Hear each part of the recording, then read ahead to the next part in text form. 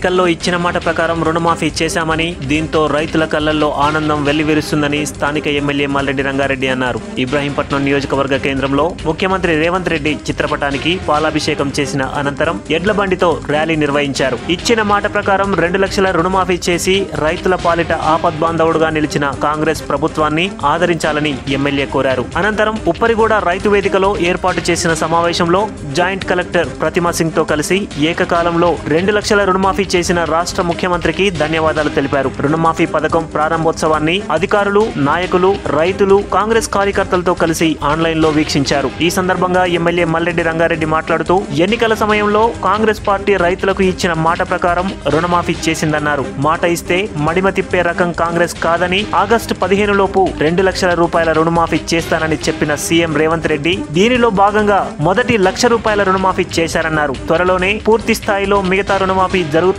హామీ ఇచ్చారు. ఆగస్టు 15వ తేదీలోపు రుణమాఫీ చేస్తే తాను రాజీనామా చేస్తానని చెప్పిన ప్రతిపక్షాలు కట్టుబడి ఉండాలన్నారు. కాంగ్రెస్ ప్రభుత్వం మాటల ప్రభుత్వం కాదని, చేతల ప్రభుత్వమని సీఎం మరోసారి నిరూపించారన్నారు. రేషన్ కార్డు నిబంధన లేకుండానే రైతులకు పాస్బుక్ ఆధారంగా రుణమాఫీ చేస్తామన్నారు. తెలంగాణ రాష్ట్రంలో 31,000 కోట్ల రూపాయలతో రైతు రుణమాఫీని చేపట్టామని, నియోజకవర్గానికి 40,63,26,042 రూపాయలు మంజూరయ్యాయని తెలిపారు. ఈ కార్యక్రమంలో Ibrahimpatnam municipal chairperson Kappari Sravanthu Chandu, TPCC ప్రధాన కార్యదర్శి చిలుక మధుసూదన్ రెడ్డి, మాజీ ZPTC Bhupatigalla Maipal, DCCB chairman Kothakurma Sattaiah, Turkayamjal municipality Congress party అధ్యక్షురాలు Kothakurma Mangamma Shivakumar, RDO Anantareddy, MPDO Venkatamma, tahsildar Sunithareddy, agriculture అధికారులు, రైతు సోదరులు తదితరులు పాల్గొన్నారు.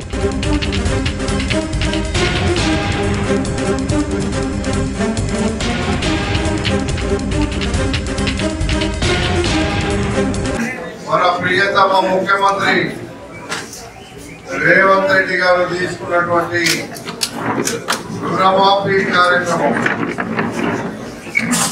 ఈ దేశానికి ఒక కులమాలికగా వచ్చింది అనేటువంటి మాట ముందుగా మీ అందరికీ తెలియపరుస్తూ ఈ కార్యక్రమంలో పాల్పంచుకున్న మీ అందరికీ పేరు పేరున హృదయపూర్వకమైనటువంటి అభినందనలు తెలుపుతూ మన నియోజకవర్గంలో జిల్లా మొత్తంలో ఈరోజు 278,6,63,100 రూపాయలు ఈరోజు మన రైతుల ఖాతాలో వచ్చింది.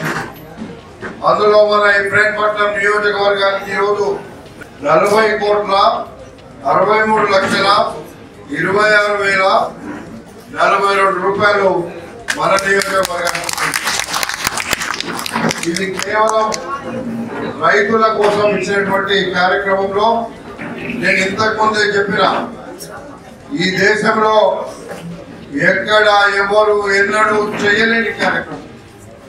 ఆనాడు రాహుల్ గాంధీ గారు వచ్చి మేము ఎన్నికల కంటే ముందు ఏదైతే ఈ తెలంగాణ రాష్ట్రంలో ఉన్న ప్రతి రైతుకు 2 లక్షల రూపాయలు మేము రుణమాఫీ చేస్తామని చెప్పిండ్రో ఆ రుణమాఫీ ఈరోజు జరిగింది.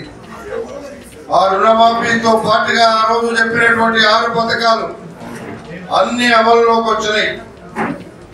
ఇవన్నీ ఇంప్లిమెంట్ అయ్యే నాటికి ప్రతి కుటుంబంలో ఒక సంక్షేమ కార్యక్రమాన్ని మన ప్రభుత్వం అందిస్తుంది. కాంగ్రెస్ ప్రభుత్వం అంటే ఇంతకుముందే మన ముఖ్యమంత్రి గారు మాట్లాడుతూ చెప్పిండ్రు, మాట ఇస్తే మాట తప్పము, మడమ తిప్పము అనే మాట మన ముఖ్యమంత్రి గారు చెప్పిండ్రు. అదే మాట ఈరోజు మనం నిలబెట్టుకొని రేపు ఈ నెలాఖరులో రాహుల్ గాంధీ గారిని ఎక్కడైతే హామీ ఇచ్చినామో వరంగల్లో, ఆ వరంగల్లోనే రాహుల్ గాంధీ గారు వచ్చి తెలంగాణ రాష్ట్రాన్ని ఎట్లయితే మాట ఇస్తే మాట తప్పకుండా ఇచ్చినామో ఈరోజు 6 పథకాల్లో భాగమైనటువంటి ఈ 2 లక్షల రూపాయల రుణమాఫీ కూడా ఒకే ఒక్క కళ్ళం పోటీతో 31,000 కోట్ల రూపాయలు ఈరోజు తెలంగాణ ప్రజలకు అందించినాం. ఈ సంక్షేమం ఏ రాష్ట్రంలో జరగదు, ఈ సంక్షేమం ఏ ముఖ్యమంత్రి చేయడు.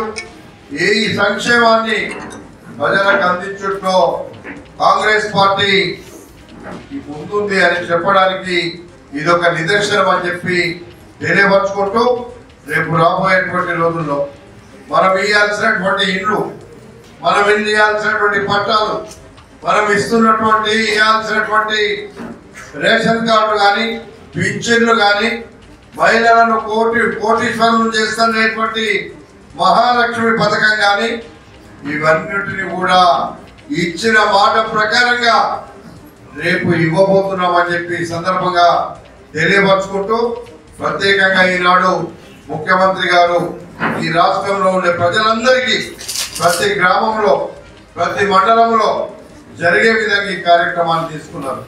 ఈరోజు మండలాలలో తీసుకున్నాం. రేపటి నుంచి మన అంతా నాయకులంతా, ఏ గ్రామంలో ఉండే నాయకులు ఆ గ్రామంలో ఆ రైతులను పిలుచుకొని రచ్చబండ మీదనో, గ్రామ పంచాయతీ ఆఫీసుల దగ్గరనో అధికారులతో పాటుగా పూర్తిగా అధికార యంత్రాంగం అంతా కూడా గ్రామాన రాబోతున్నారు. ఆ రైతులను పిలిచి ఈ విషయాలన్నీ చెప్పాల్సినటువంటి అవసరం ఉందని చెప్పి ఇది రైతు పండుగగా ఈరోజు మార్చాం. ఈ పండుగ 4-5 రోజులు కంప్లీట్ గా అన్ని గ్రామాల్లో చేయాలని చెప్పి మండలాలలో ఈరోజు చేస్తే రేపటి నుండి గ్రామాలకు వెళ్ళి ప్రతి గ్రామంలో ఉండే ప్రతి నాయకుడు ఒక గుర్తింపుగా ఈ ఊర్లో నేను ఇది చేసిన, ఇది చెప్పిన, మా ప్రభుత్వం తెచ్చిందని గర్వంగా చెప్పుకునే విధంగా ముందుకెళ్లాలని చెప్పి కోరుకుంటూ ఈ కార్యక్రమాన్ని ఇంతటితో ముగిస్తున్నా. అందరికీ ధన్యవాదాలు.